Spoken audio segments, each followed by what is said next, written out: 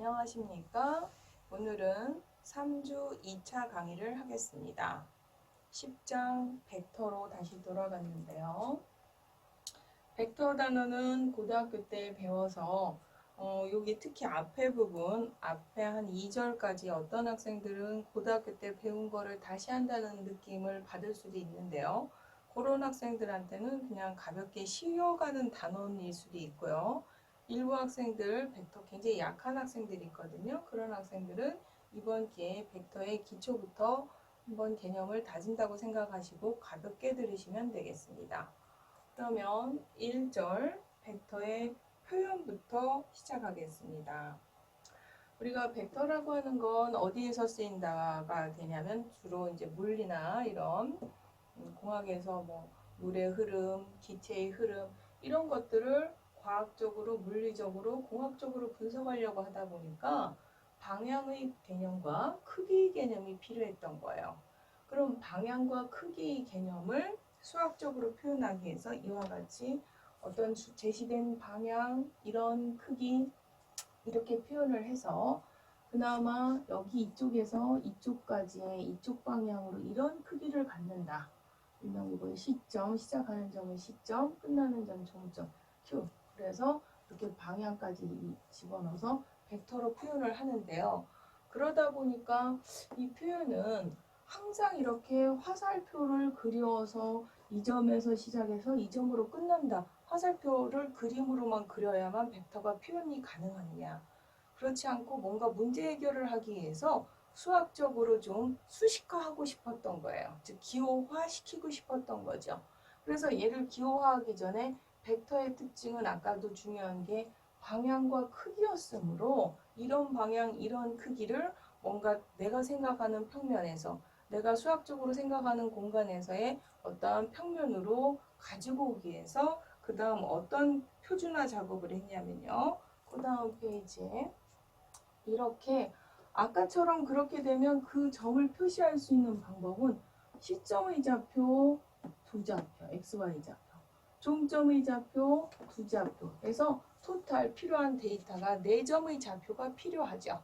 그런데 아까 이렇게 공간에 떠있던 좌표를, 평면의 좌표를 이렇게 시점을 원점으로 갖고 오는 순간 나는 시점이 원점이었기 때문에 종점의 좌표로만 이거의 위치를 나타내고 저 벡터의 크기나 이런 것들을 다 분석할 수 있는 상태가 된 거예요. 그래서 그 벡터는 방향과 크기에 의해서만 결정되기 때문에 얘를 다 원점으로 갖고 와서 그 시점을 원점인 그러한 표준 벡터로 만든 거예요.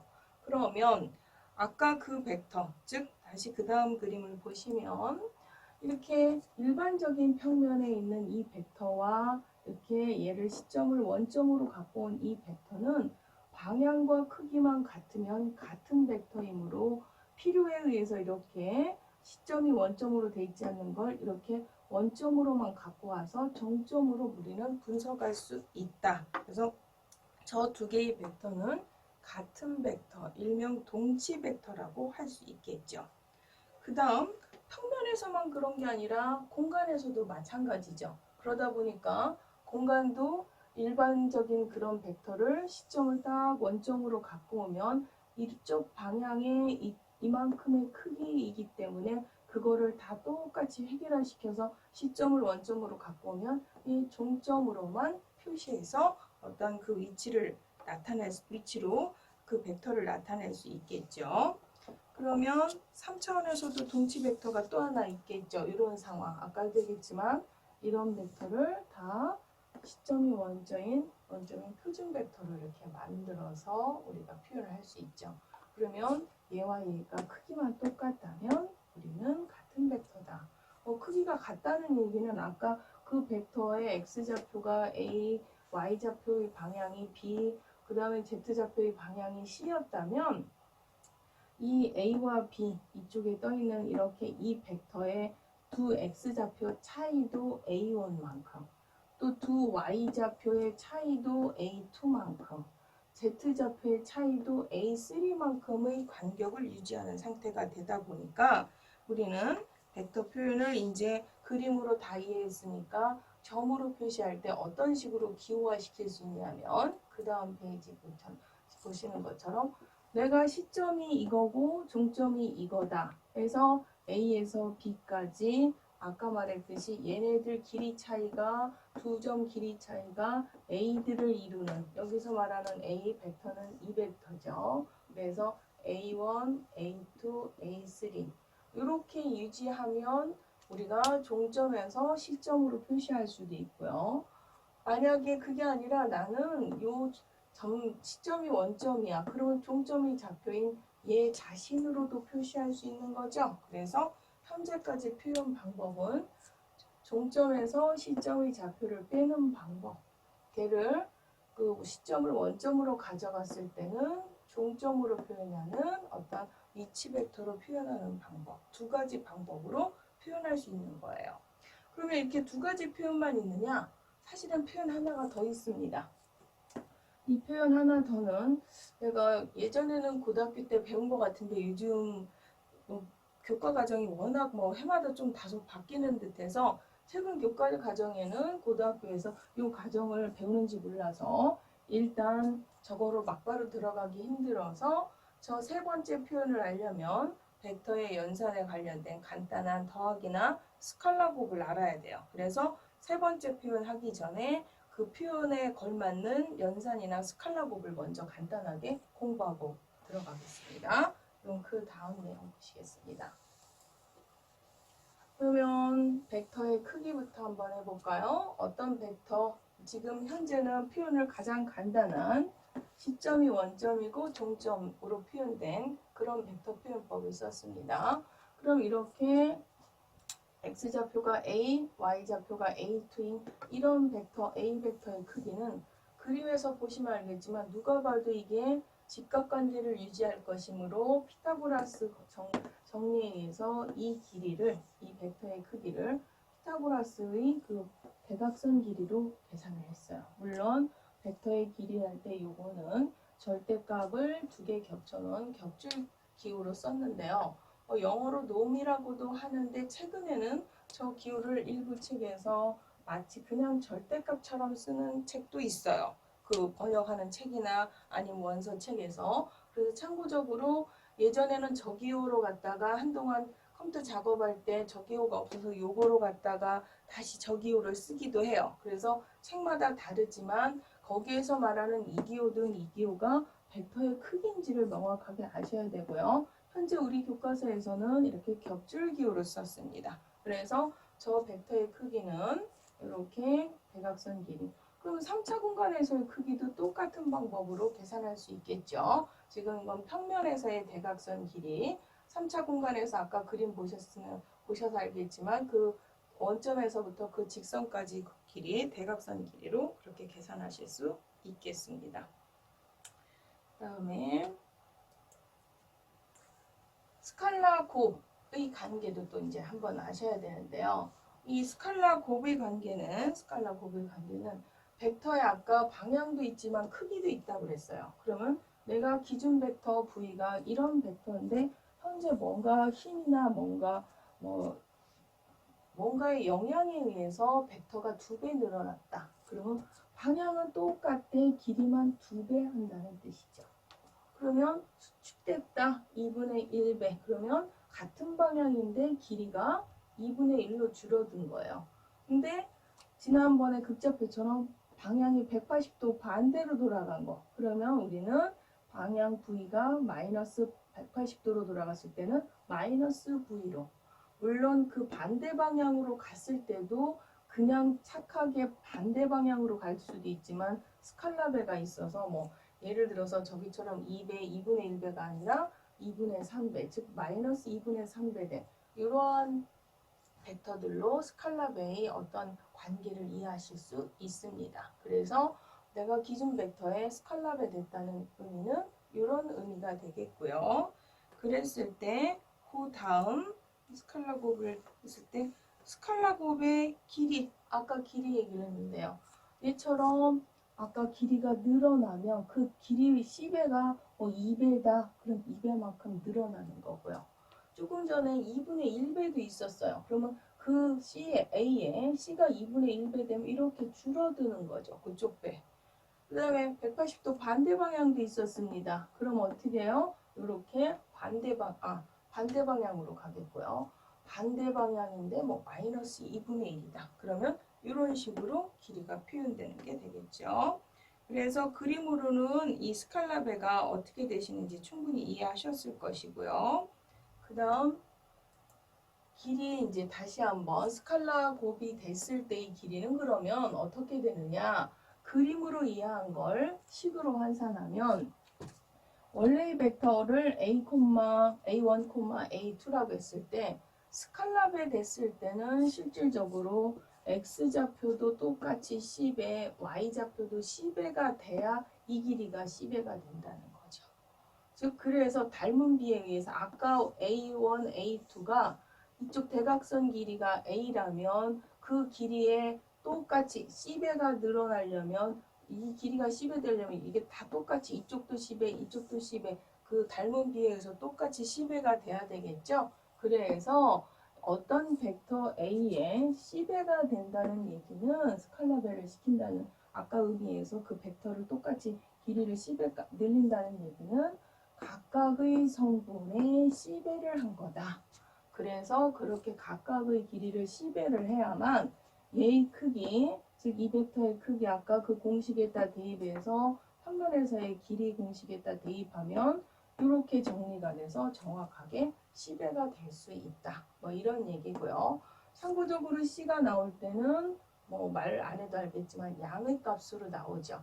길이기 때문에 마이너스 방향으로 가도 길이는 우리가 양수로 환산하니까 절대값으로 표현되겠고요.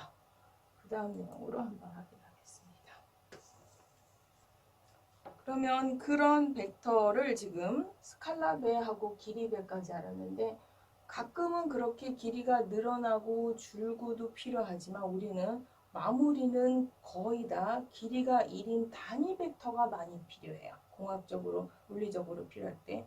그쪽 방향으로 뭐 연기나 기름 유출이나 기타 등등 물의 흐름을 분석하는 데 있어서 빨리빨리 그때그때 방향만 필요하지 그때 방향이 1.25였다. 2.7이다. 이런 방향보다는 그 순간순간의 방향성을 목표로 하다 보면 거기에서 나오는 수치들, 스칼라 값들은 다소 그 어떤 단순화시킬 필요가 있어서 방향만을 많이 찾는데요. 즉 길이가 1인 벡터를 많이 표현하는데 그 길이가 1인 벡터를 우리는 뭐라고 얘기하냐면 단위 벡터라고 하고요. 그 단위 벡터는 이렇게 표현돼요.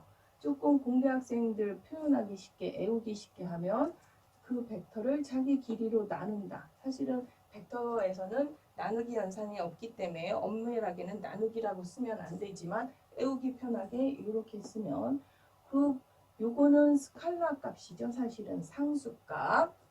그래서 이런 상수배가 돼 있는 거죠. V라는 벡터에 이런 상수배, 즉 자기 크기 역수만큼의 상수배가 붙어 있는 거죠.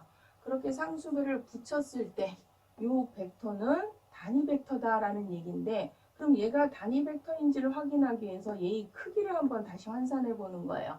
그럼 얘 크기는 조금 전에 이렇게 스칼라배에 있는 벡터의 크기는 그 스칼라배는 빼고 원래 뒤에 있는 벡터의 크기에 이 스칼라 값에 절대값을 붙이기로 했어요.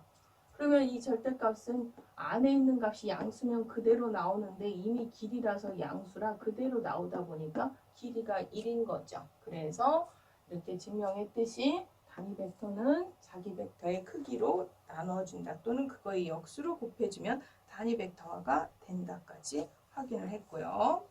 그 다음에 벡터의 합에 대해서도 좀 알고 가야 돼요. 그럼 이제 벡터의 합 이렇게 두 벡터가 벌어져 있을 수도 있고 저걸 더하려면 이렇게 떨어져 있는데 너무 거리가 멀어요. 그럼 우리는 어떻게 해요? 저 벡터를 더하기 위해서 일단 얘네들을 모으죠. 모아도 두 개를 모았다고 하더라도 쟤네를 더하려면 힘들어서 보통 더하는 거는 이 벡터의 여기에서부터 시작해서 여기로 끝난 거와 또다시 여기에서부터 여기로 끝나는 이 두 개의 벡터를 더한다는 건 이쪽 끝나는 점에 얘의 시점을 연결한다는 개념이에요. 그래서 하나의 벡터 종점에 그 다음 벡터 시점을 서로 연결하다 보면 이런 모양이 되는 거죠.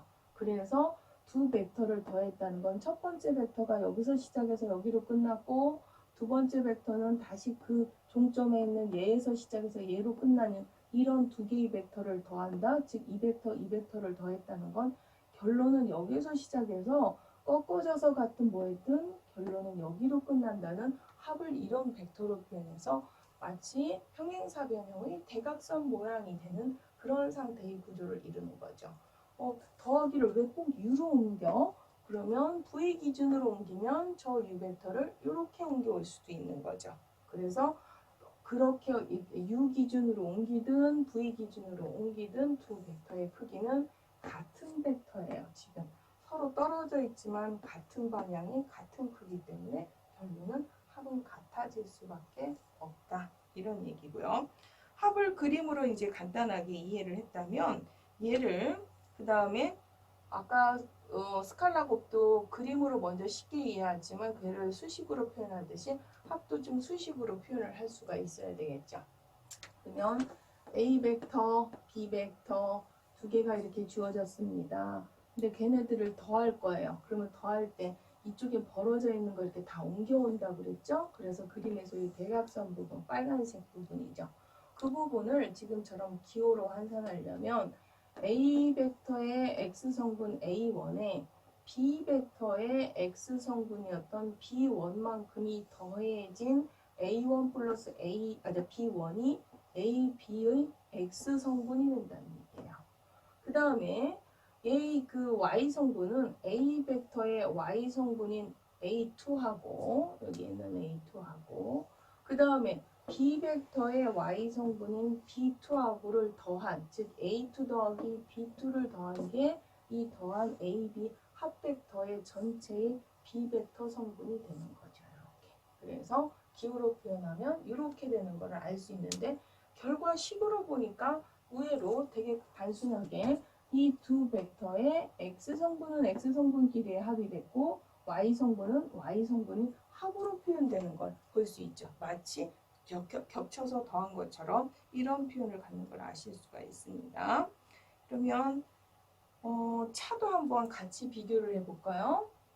정확하게 벡터의 연산에 합만 있고 스칼라고 혹은 그 다음에 곱하기 연산은 있지만 빼기 연산은 정확하게 정의되어 있지 않은데요. 그래도 우리는 공학에서 하다 보면 벡터의 빼기 개념이 필요해요. 차 개념. 그럼 차를 어떻게 할 거냐? 우리는 U라는 벡터에서 이 V 벡터를 빼고 싶은 거예요.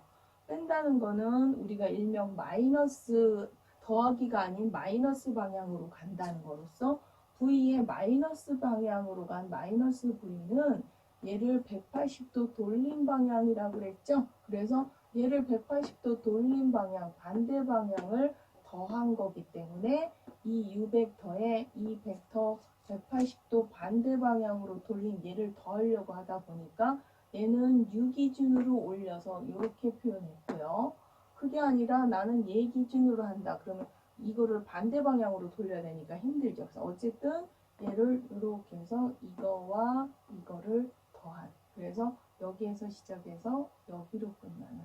그러면 아니면 예를 들어서 이게 지금 마이너스 V잖아요. 마이너스 V, U 이렇게 더하면 여기서 시작해서 여기로 끝났다. 이렇게 분석을 해도 되겠고요. 그래서 어쨌든 두 개의 빼기 개념은 더하기 개념에 한쪽 이쪽 뒤에서 빼지는 벡터를 스칼라 마이너스 1배 시켜서 180도 돌려서 더하기 개념을 하는 거예요.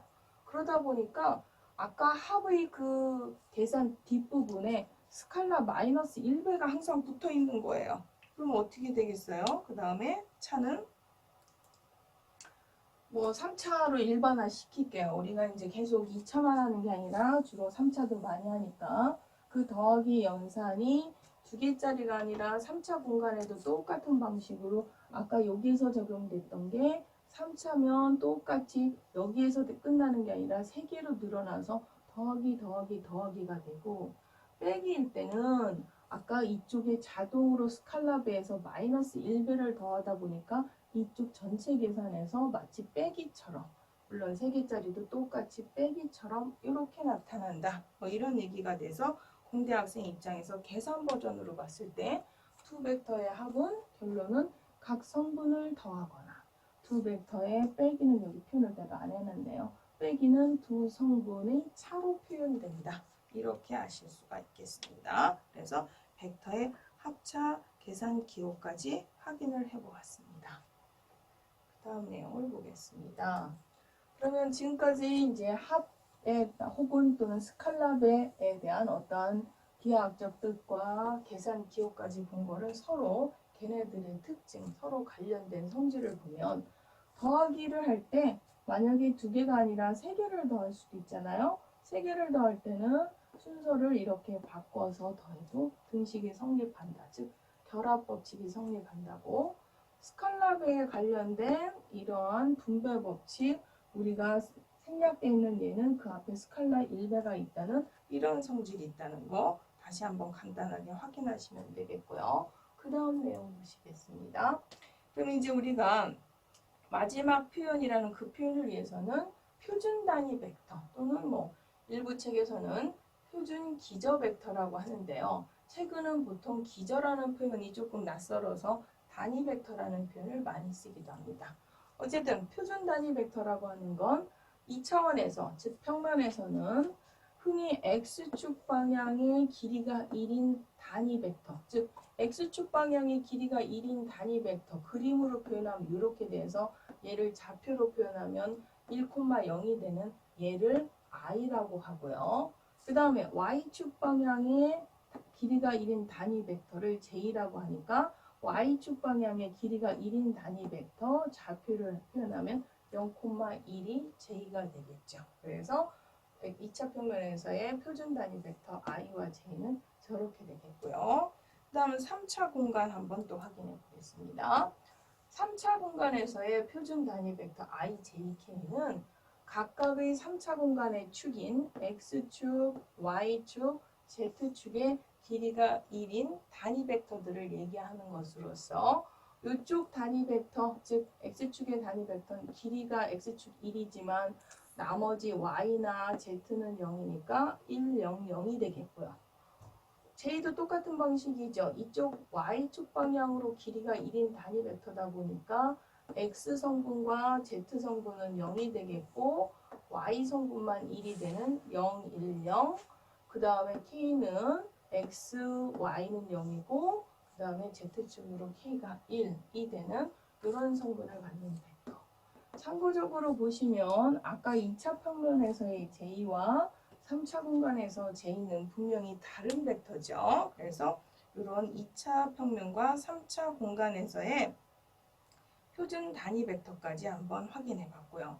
그럼 그런 표준 단위 벡터를 배우고서 우리가 지금까지 써왔던 벡터들을 이 표준 단위 벡터와 어떻게 연결시킬 수 있나 해서 그 다음 벡터를 표준 단위 벡터로 표현을 해보겠습니다. 그럼 지금까지 그냥 표현했던 A, B 뭐 이렇게 표현했던 평면 벡터 한번 확인을 해보면요. 이 벡터를 물론 이렇게까지 억지스럽게 바꿀 필요 있어 하지만 어떤 의미적인 연결 관계, 연결고리를 위해서 한번 식을 분석을 하면 이 벡터는 이런 두 벡터의 합이라고 표현할 수 있고 당연히 거꾸로 보면 당연하죠. 이렇게 가는 건 너무 억지스러워 보이긴 하지만 일단 표현 연결을 위해서 이렇게 내려온 거예요. 그 다음에 여기에서도 스칼라베를 각각 빼면 이렇게요. 이것도 이쪽으로 내려오는 게 굉장히 억지스러워 보이지만 이렇게 가는 게 더 자연스럽죠. 우리는 보통 이렇게 많이 갔는데 얘도 이렇게 표현할 수 있고요. 이렇게 표현하면서 억지스럽게 표현을 다듬어 온 이후 아까 배웠던 표준 단위 벡터 얘가 i고 이쪽이 표준 단위 벡터 j가 되는 거죠. 그래서 우리가 앞에서 벡터 표현을 간단하게 해서 표준 그 종점 시점을 원점으로 하고 종점으로만 표현하는 그나마 가장 간단하게 표현할 수 있던 그 벡터들을 표준 단위 벡터 개념으로 표현하면 이렇게 표현할 수 있다. 그래서 x축 성분으로 바로 얘는 y축 성분 이거다로 이해할 수 있다. 그래서 이런 표현을 갖는다는 거고요. 3차 공간에서도 똑같은 개념으로 얘 뭐 방법이라 분석은 분리는 안 했지만 얘도 이와 같이 ijk의 1차 결합형으로 표현할 수 있다. 그래서 벡터의 마지막 표현 방법은 표준 단위 벡터의 1차 결합형으로 표현하고요. 우리 책에서 아마 뒤에 다음 절에 가면 벡터 함수들이 다시 배워요. 이제 아직 쉬어간다고 하더니 막 바로 그 다음 챕터 어려운 벡터 함수 얘기해서 벌써 또 머리가 아파질 수도 있지만 다 그 다음 챕터에 가면 이렇게 착한 숫자들이 나타나지 않고요. 벡터 성분에 저기에 함수들이 나타납니다. 그래서 그 벡터 함수들을 배우는데 그 벡터 함수 표현에서 여기에 있는 1차 결합형으로 표현을 해요. 그러다 보면 그 다음 내용에 제가 하나 써놓은 게 있는데요.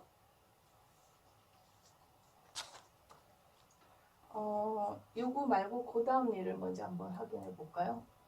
제가 조금 전에 얘기했던 게 다음에는 얘네들이 성분이 조금 전에 봤던 것처럼 상수 수준이 아니라 뭔가 함수들이 뒤에 뜻을 들어봐요. 뭐 사인, 코사인, 익스포넨셜 x들 막 이런 것들이 나타납니다. 여기에 이런 걸 벡터 함수라고 하는데요. 그 다음 챕터에서 배울 얘네들을 조금 전에 있는 그런 어떤 표준 단위 벡터 표현법으로 바꾸면 이렇게 된다는 거 미리 확인시켜 드리고 가겠습니다. 그래서 우리 교과서에서는 참고적으로 거의 벡터 함수들을 이렇게 표현하는데 저는 수업 시간에 될 수 있으면 교과서 내용 말고 제가 풀이할 때는 이 표현을 몰라서 안 쓰는 게 아니라 이쪽으로 표현을 많이 해줘요. 학생들이 이렇게 IJK를 머릿속으로는 안다고 하지만 굉장히 복잡한 계산, 저 벡터 함수에서 막 미분도 하고 극한도 하고 적분도 하고 굉장히 복잡한 수많은 계산을 딱 끝내고서 마지막에 어떤 실수들을 하냐면 이 더하기 본능에 뭔가 값을 쑥 더해놔요. 안 그러실 것 같지만 더해요.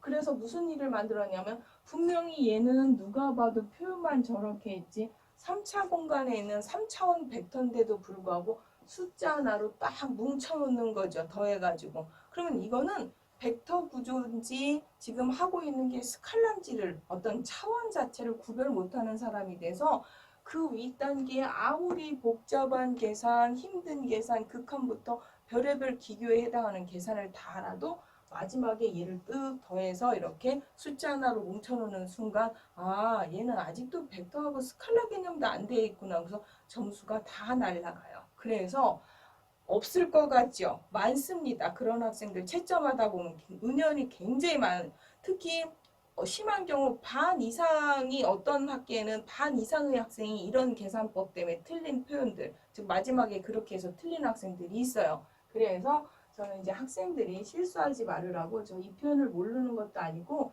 사실은 이어서 쓰기에는 저렇게 점을 딱딱딱 찍는 것보다 IJK 표현이 더 편한데 저는 수업 시간에는 이쪽 표현으로 제가 표현하는 건 이쪽으로 표현하겠습니다. 그래서 아까 얘기하려고 했던 게 아까 이제 그 바로 이전에 만들어 놓은 예 보시면 이게 이제 그런 표현 아까 이렇게 벡터 함수의 합도합이지만 우리 현재하는 다시 숫자로 와서 한번 어떤 불편한 점을 한번 얘기해 볼까요?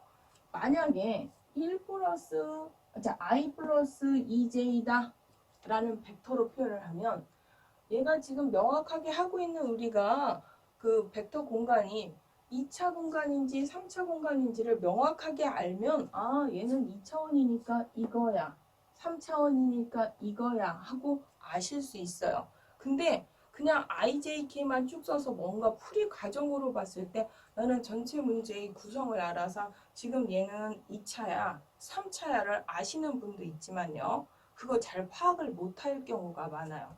그러면 실질적으로 얘가 3차인데도 불구하고 K가 없으면 보통 학생들은 이거라고 생각하는 경우도 많아요. 그리고 심지어 문제를 푸는 도중에 시작일 때는 3차였는데 도중에 2차로 내려갔다가 마무리가 3차로 바뀌는 문제도 있고요.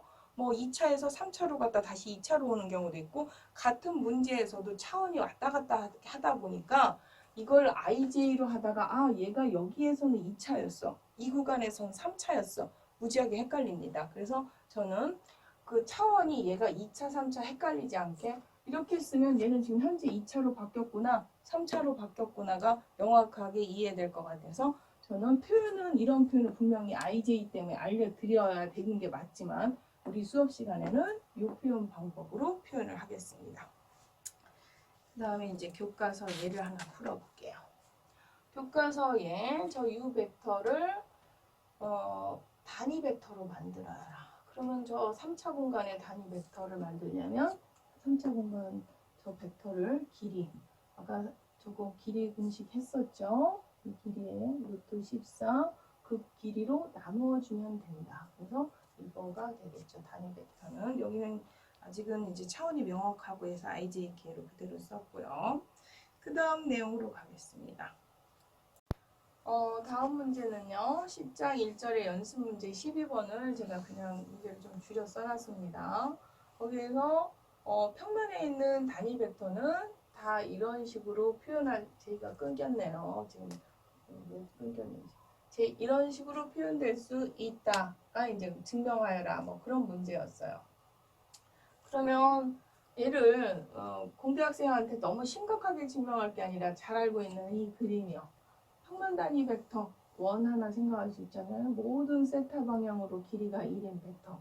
그럼 그 벡터는 우리가 길이가 1이고 그거의 x좌표는 코사인 세타, y는 사인 세타로 표현할 수 있으므로 이런 x성분, 이런 y성분을 갖는 벡터이므로 얘는 우리가 바로 마지막에 표준 단위 벡터 IJK를 이용해서 이렇게 표현할 수 있다라고 했으니까 이런 표현이 가능하다. 그래서 그림으로 그냥 간단하게 가볍게 확인을 했습니다. 그러다 보면 이제 지금 내용은 확인해주고 싶었던 게 얘를 가지고 우리는 그 다음 이제 뭐를 한번 확인하고 갈 필요가 있냐면 그 다음 내용에 조금 전에 그 어떤 길이가 1인 벡터는 이렇게 표현된다면 길이가 1이지 않은 일반적인 길이에 대한 벡터는 단위 벡터화 시키기 위해서 그 길이로 앞으로 나눈 길이를 뺀 단위 벡터화로 표현하면 이런 표현을 가질 수 있는 거죠.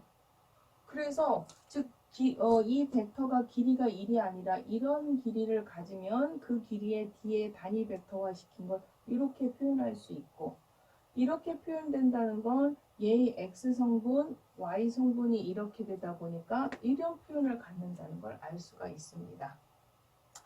즉 아까 그 단위 벡터화 된 게 아까 코사인 세타의 사인 세타라면 거꾸로 얘를 갖다가 이렇게 풀어주면 되죠. U라고 하는 거는 U 벡터를 이렇게 표현할 수 있다고 풀어주시면 되는데 그랬을 때 얘를 표현도 표현이지만 이 앞에 있는 이 부분은 우리가 극좌표의 길이 개념에 해당했고요. 여기에 있는 이 표현된 아까 얘기한 표준 단위 벡터의 세타는 우리가 극좌표의 세타로 표현할 수 있는 거예요. 그래서 조금 전에 배웠던 직교좌표의 i와 j는 우리가 직교좌표 개념의 기준축 ij였다면 조금 전에 단위 벡터라는 이 세타는 극좌표계의 편각 개념에서의 단위 벡터라고 보실 수 있어요. 그래서 편각 개념의 세타 극좌표 극형식이라고 하는데요. 그래서 저거를 그래서 얘는 직교좌표의 IJ 기본으로 표현된 어떤 직교좌표계의 어떤 표준 단위 벡터로 표현하는 방식이고요. 이 표현 방법은 그 편각 세타에 대해서 세타 기준으로 단위 벡터화 시킨 걸 표현하다 보면 앞에서의 극좌표의 이 부분은 R이 되고 얘는 세타가 된다는 상호 관계를 좀 이해하고 가셨으면 좋겠습니다.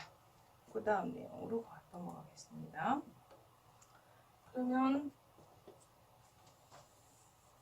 3,-4 예, 조금 전에 설명했던 그 개념으로 극좌표를 표현하면 물론 이 극좌표는 앞 챕터에서 아니죠. 진도상 그러니까 교과서로는 D챕터인데 진도는 이제 지난번에 했던 극좌표에서도 충분히 계산 방법을 배웠는데 벡터 개념으로 해석하면 얘 벡터의 크기가 5가 돼서 그 크기 5로 나누면 5분의 3 마이너스 5분의 4가 돼서 이걸 코사인 값으로 그 다음에 뒤에 있는 얘는 사인 값으로 갖는 그러한 편각 세타에 대해서 걔를 편각 세타로 갖고 크기를 5로 갖는 극좌표다.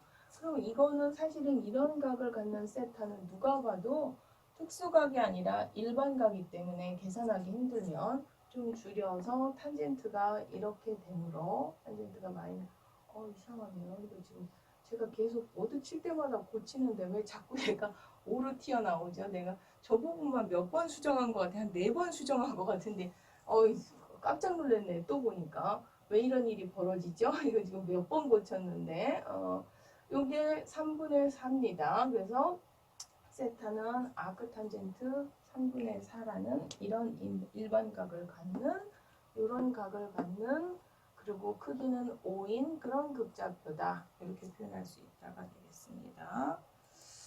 그 다음에요. 연습 문제 13번, 14번을 제가 좀 두 개로 압축해서 묶었습니다. 첫 번째 거하고는 그래서 1번, 작은 문제 1번, 2번으로 분석을 해서 분리를 했는데요. 어떤 벡터 A가 X축, Y축, Z축의 양의 방향과 각각 알파, 베타, 감마 이런 사이각을 이룬다고 했을 때 그림 보시면 이런 상황이죠.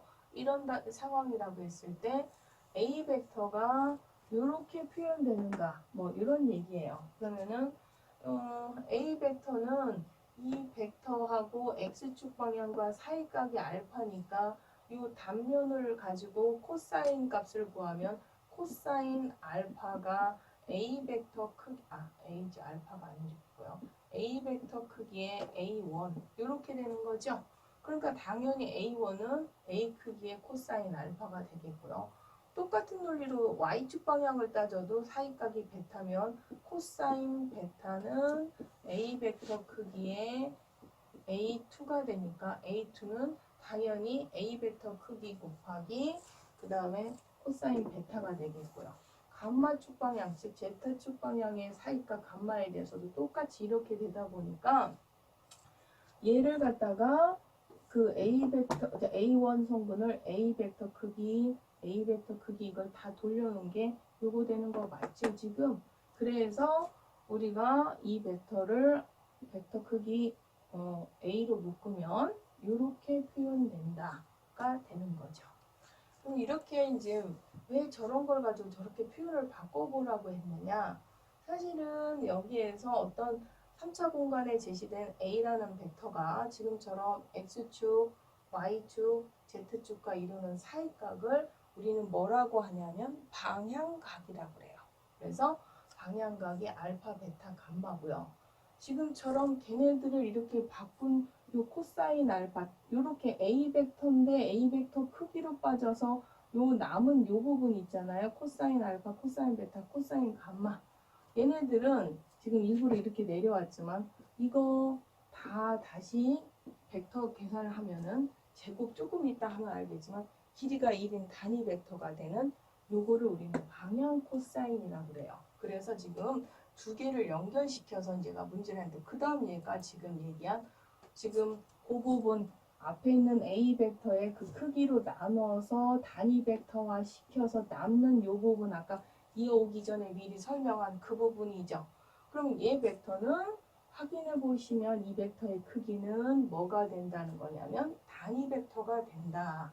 그래서 코사인 알파는 아까 요거였었어요. 요거 코사인 베타 이거 코사인 감마 얘는 A 벡터 크기의 A3 그래서 제곱하면 똑같이 1이 돼서 등식이 성립하는데 그러다 보니까 이 값들은 단위 벡터이고 단위 벡터인 얘를 즉 코사인 뭔가 U라는 벡터를 그 X축, Y축, Z축과 이루는 사이각으로 그것도 코사인들로 표현된 이건데 얘는 길이가 1인 단위 벡터이므로 우리는 이거를 뭐라고 얘기하냐면 방향 코사인이라고 한다. 그래서 코사인 알파, 코사인 베타, 코사인 감마를 방향 코사인이라고 얘기를 해요. 너무 기호를 좀 복잡하게 가는 거 아닌가 본문에는 없는데 그런데 얘 의미가 기호로만 보면 그런데 조금 그 다음 예를 하나 더 볼까요? 이처럼 우리 흔히 이렇게 뭐 정육면체든 직육면체든 이런 그 벡터가 있을 수 있어요. 그리고서 일부러 편하게 길이는 1로 제한을 시켰어요. 저 정육면체 대각선에 지금 얘기한 방향각과 방향 코사인을 구하여라. 그럼 어떻게 이 문제를 접근해야 되냐면 일단 저것들을 벡터로 표현을 해야 되니까요. 그 다음 식으로 보면요. 가장 간단한 상태. 아까처럼 이질감 없게 하려고 그것을 똑같이 A로 했습니다. A 정육면체랑 그 다음에 단위 벡터 하기 전에 일단 공통상수 스칼라값 A로 묶고요. 묶었을 때 얘의 벡터의 크기는 A 밖으로 빠져나가는데 여기서 A는 양수로 우리가 생각을 하고 뺀 거고요. 요 길이는 루트 3이죠. 그럼 U 벡터를 단위 벡터화 시켰어요. 단위 벡터화 시키면 이런 벡터가 됩니다. 그러면 이런 단위 벡터가 된다는 거는 아까 방향 코사인은 단위 벡터일 때 x 성분이 방향 코사인 코사인 알파가 되는 거고 그 다음에 두 번째 성분 y 성분이 코사인 베타가 되고 그 다음에 세 번째 성분이 코사인 감마가 되는 거라고 그랬어요. 즉 루트 3분의 1 루트 3분의 1 루트 3분의 1이 얘가 코사인 알파, 이게 코사인 베타, 여기가 코사인 감마에 해당하는 값들이 되는 거라고 했었어요. 단위 벡터일 때. 그러면 코사인 알파가 이렇고 코사인 베타가 이렇고 코사인 감마가 이런 알파, 베타, 감마를 따지려고 보니까 고맙게 다 각이 똑같아요. 그래서 알파, 베타, 감마는 이렇단데 아크탄젠트 루트 3분의 1인데 이 정도면 알파가 뭐 4분의 파이보다는 크겠고 아마 3분의 파이보다는 작은 이런 사이값이 될 텐데요. 저 얘기는 다시 아까 그 그림으로 가볼까요? 그 그림으로 가보면 얘가 X축과 Y축과 Z축과 벌어진 사이값이 다 일단 똑같다는 얘기예요. 정육면체랑 대각선. 똑같고 걔네들이 그 벡터가 X축과 Y축과 Z축과 이루는 요 사이값이 즉 아크 코사인 루트 3분의 1, 즉 뭐 45도보다는 크고 뭐 60도보다는 작은 그 사이에 있는 각을 균등하게 유지해서 얘를 X성분과 이쪽 Y축 성분과 이쪽 Z축 성분과의 어떤 상호 서로 사이값 관계 정도로 분석을 할 수가 있습니다.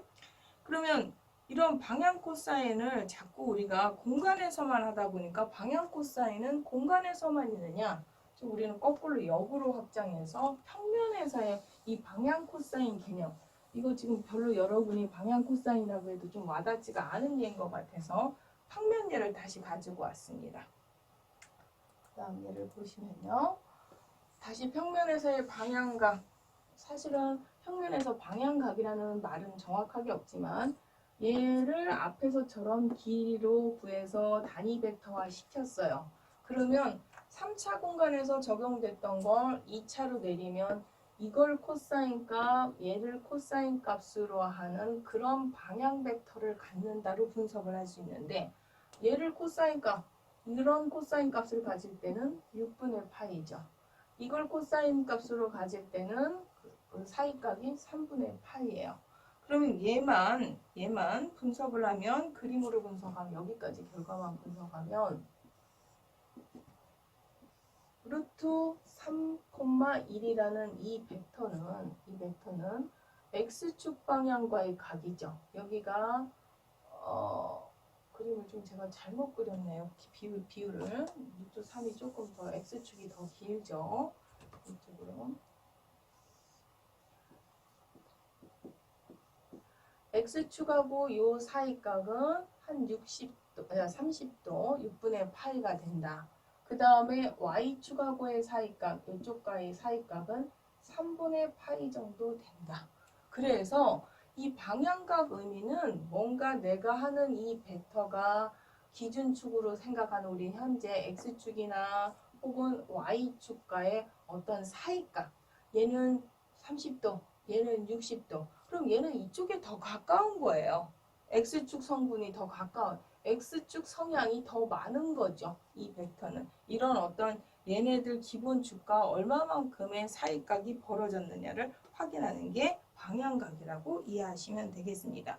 그래서 3차 공간에서 가끔 연습 문제나 일부 교과서에서 방향각 얘기가 나오면 뭐 단위 벡터면 끝이지 막 걔네들을 갖다가 코사인 알파 베타 감마를 해서 왜 우리가 방향각까지 알아야 돼 막 되게 투덜대시는 분인데 그거를 그냥 단순히 단위 벡터다로 끝낼 수도 있지만 조금 더 기하학적으로 심층해서 해석을 하면 이런 어떤 그 기준축으로의 어떠한 사이가 즉 얘는 극단적으로 얘기하면 유치하게 얘기하면 얘하고 얘는 가까운 거예요. X축으로. 얘는 그만큼 더 먼 거고 이런 관계를 확인할 수 있겠습니다. 이거 평면은 제가 좀 억지스럽게 이해시키려고 만든 예고요. 다시 교과서 예제처럼 3차 공간의 예를 다시 한번 더 확인을 시켜드리면요. 계속 111, 뭐 AA 3차 공간 어려워서 방향 그 각 이해시키려고 너무 조금 같은 방향만 한 것 같아서 조금 방향을 바꿨습니다. 1, 2, 3. 그러면 얘 방향각 구하려면 단위 벡터를 만들어서 이거 아까 교과서 예제에 있었던 것 같은 얘인데요. 어쨌든 루트 14로 나누면 첫 번째 성분은 단위 벡터 하면 루트 14분의 1, 두 번째 성분이 루트 14분의 2, 세 번째 성분이 루트 14분의 3이 되면 그 각각의 성분에 해당하는 코사인 값들, 코사인 값이 결국 이 알파는 x축과 이루는 각이고요. 두 번째 이 베타는 물론 얘가 지금 특수각은 아니지만 y축과 이루는 사이각이 되겠고 세 번째 이 감마는 물론 아크로 표현되겠지만 아크 코사인 루트 14분의 3에서 z축과 이루는 사이각으로 도로 지금 특수각이 아니지만 도로 표현하면 이렇게 되는 걸 일부러 지금 확인을 해놨는데요. 이 얘기는 저 A라는 벡터는 X축과는 74도 정도, Y축과는 58도 정도, 그 다음에 Z축과는 37도 정도 사이각이 있다는 거. 어느 축이 제일 가깝냐면 Z축하고 제일 가깝고 X축하고 제일 멀은 거예요. 그래서 3차 공간에 1, 2, 3을 한번 그려보세요. 1, 2, 3. 여기가 X축, Y축, 여기 Z축. 여기로는 1 정도, Y로는 2 정도, Z축으로 3. 그럼 약 이런 벡터가 되는데 얘는 이 벡터는 이쪽 Z 성분이 많고 그나마 Y 성분도 조금 있지만 Y보다는 Z 성량이 제일 많고 그 다음 Y 성분, X축 성분은 굉장히 거리가 먼 이런 관계를 갖는다는 거죠. 이렇게 말은 숫자가 1, 2, 3이지만 걔가 그런 종점들을 갖는 좌표를 이렇게 거꾸로 표현하면 얘는 X축은 굉장히 그 거리가 먼, 그 다음에 Z축하고는 굉장히 가까운, 그 숫자가 클수록 그쪽, 즉 이 숫자가 클수록 그 축의 그 밀도가 관계가 굉장히 가까운 걸 알 수 있는 그런 의미를 갖는 거로서 기울어 보니까 막 아크까지 나와서 너무 복잡해하지만 쉽게 이해하시면 그 축과의 기준 축과에 얼마나 가까운 성향을 갖는지를 알 수 있는 얘기가 되겠습니다. 그 다음에요. 연습 문제 15번 문제 하나 해보겠습니다.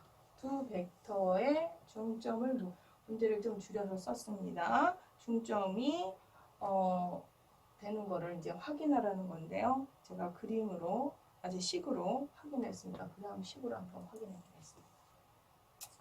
여기에서 A하고 B 벡터, 저거는 그림을 그냥 간단하게 하나 그려서 설명을 할까요? 얘가 A 벡터가 있고 그 다음에 B 벡터가 있어요. 이렇게. 근데 그거의 중점 M이 거기에서 이게 되는 걸 보여야 되는 게 결과인데요. 그러면 요거를 벡터화 시켜서 표현하려면 시점이 원점인 O를 기준으로 얘가 OA 벡터, 이게 OB 벡터, 그 다음에 AB 벡터는 B에서 A를 빼서 이렇게 아까 A 벡터하고 B 벡터는 아까 문제 썼을 때 얘를 아까 A1, A2, A3라고 했고요. B 벡터는 지금 B1, B2, B3로 잡혔죠. 그래서 A에서 B 벡터 그러면 중점에서 시점을 빼니까 그거예요. 그 벡터의 중점 그럼 여기에서 2분의 1은 이 벡터의 길이가 2분의 1배 된 거잖아요. 여기. 길이가 2분의 1배. 그래서 그 뺀 거를 다시 2분의 1 스칼라배를 한 거고요. 그럼 스칼라배 한 요 길이는, 요 벡터는 우리가 필요한 건 OM 벡터잖아요. OM 벡터는 OA 벡터에 요만큼을 더한 거, 즉 AM을 더한 거. 그럼 A 벡터에 AM 벡터를 더하다 보니 확인하라고 했던 그 중점의 좌표, 얘가 명확하게 나오는 거죠. 얘는 계산 어떻게 저렇게 빨리 되지만 스칼라배 한 다음에 각각의 X성분, Y성분 더하면 이렇게 되는 거죠. 아마 그 다음 연습 문제 16번은 이거의 1대2 내분점인데 방식은 똑같아요. 사실 우리 교과서 본문의 시작 예제가 이런 예제부터 먼저 시작을 했는데 제가 조금 접근을 거기 본문에서 하는 것보다 기본 개념을 한 다음에 그냥 연습 문제에서 가볍게 접근하는 게 맞을 것 같아서 본문에 있는 거는 생략하고 연습 문제에서 지금 그 문제를 풀었는데요. 16번 문제도 1대2 내분점인데 방식은 똑같아서 그 생략하기로 하고 한번 각자 한번 확인해 보시면 되겠습니다. 그래서 1절 벡터 내용을 마치겠습니다.